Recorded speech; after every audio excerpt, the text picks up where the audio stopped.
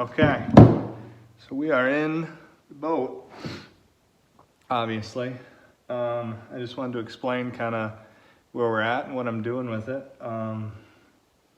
So we're kind of, I wouldn't call them finishing touches, but it's getting to a finishing portion. We're taking things off more than we're putting things on at this point, which is pretty exciting and also a lot of work and can be pretty toxic, which is why I'm wearing the respirator and not inhaling the dust, fiberglass dust, because that is, you feel your hands get all itchy when it gets on your hands and your arms and stuff, and it doesn't even come off in the shower, and so I doubt you want to be breathing that.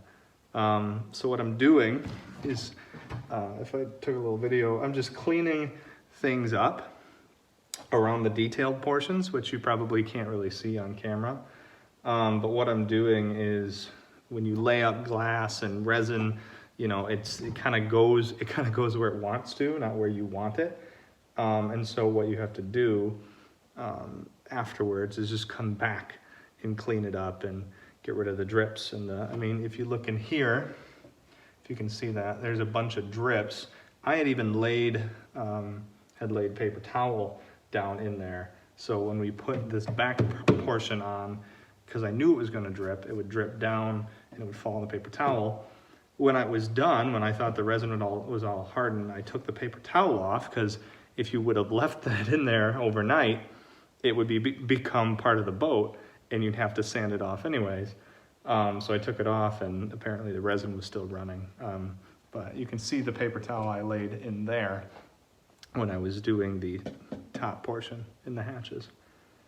Yeah, so what I'm doing is taking this tool, kind of going back and forth. It's a radius sander, so you can see it's got a radius on the tip of it, and just using this in tandem with the orbital to clean things up a bit more, to get really tight into these corners, to get underneath, because there is glass and resin that was underneath that's kind of really pokey and can really cause some damage if you're not careful. So obviously I have to go back through, and there's still some portions that I'm feeling, and really clean that up, because the last thing you want is when you're throwing stuff in there to jam your hand and then you're bleeding, and it's not a good thing. Some complications that arose was this back portion. So the sandwiching, the lamination of the decks, I guess we'll just have a little chill session right here, and I'll talk to you about the process I went through with these deck laminations. So on the hull, the portions that I fiberglassed on the hull was the original boat. Then it was this hardboard, which was sealed with resin. Then it was 2 layers of fiberglass mat, the really thick stuff, and then it was a final layer with fiberglass cloth. And the process that went into that was the hardboard, the mat. I think I laid them in tandem. It was mat at the same time. Then went back through, sanded it down flat, because mat has that texture to it. And if you can see that, it has this texture to it, which you would read, which wouldn't really look pretty attractive on the outside of the boat. So sanded it down. Then you put the layer of fiberglass cloth on top of it, which is the super smooth, flat. Ran into some problems with air bubbles and stuff. I'm sure that was covered previously. If not, you can ask me in the comments below. It's not the most ideal story. So on the top here, I wanted to try something different, and I wanted to try more of a lamination technique. Instead of laying it down with the texture, I wanted to see if I can get away with it. And most of it was just because I forgot that I had sanded the mat down before I put the cloth, because I'm just trying to get this done before work starts. So with the decks, because they're structural, because they're being supported from underneath, I wasn't worried about putting a couple layers of mat on there. So I put 1 layer of mat, which I laid to the edges I didn't wrap them because Matt doesn't like to wrap corners, but I did wrap this corner and came down to rest on here. And this piece came up and stopped right there, and that's the hatch.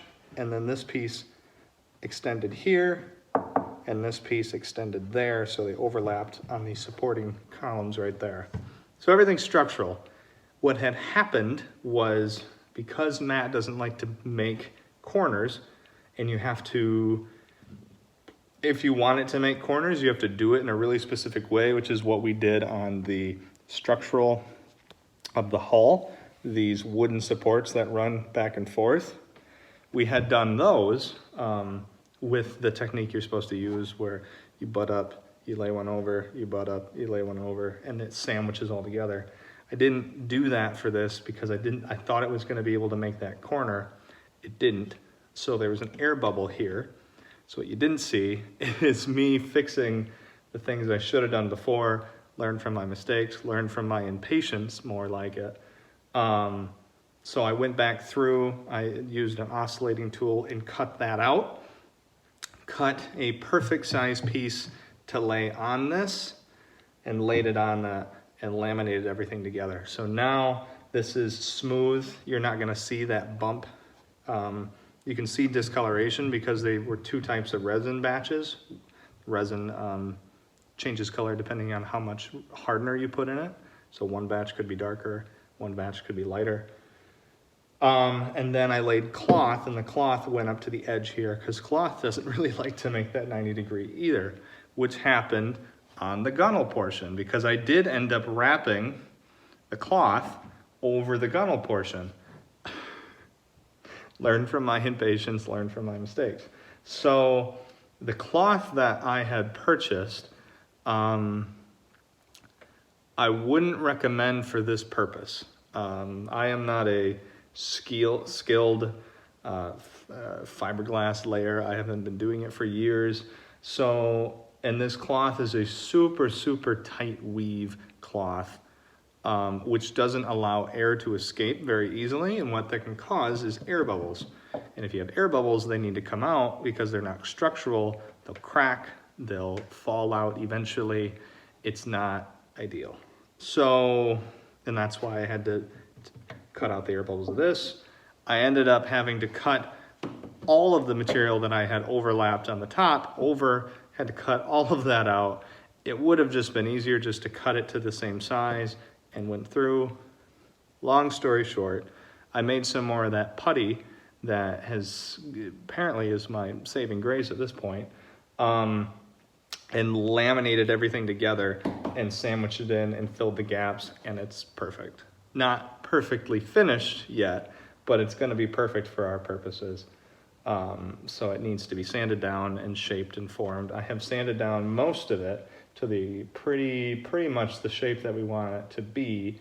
And then I'm going to lay another layer of resin on top of this to try and fill in some of the unevenness of the surface, sand it down, put filler on it, go from there. So it is astounding, and this is what I've been telling people, is astounding how many steps are involved, even though it doesn't look any different.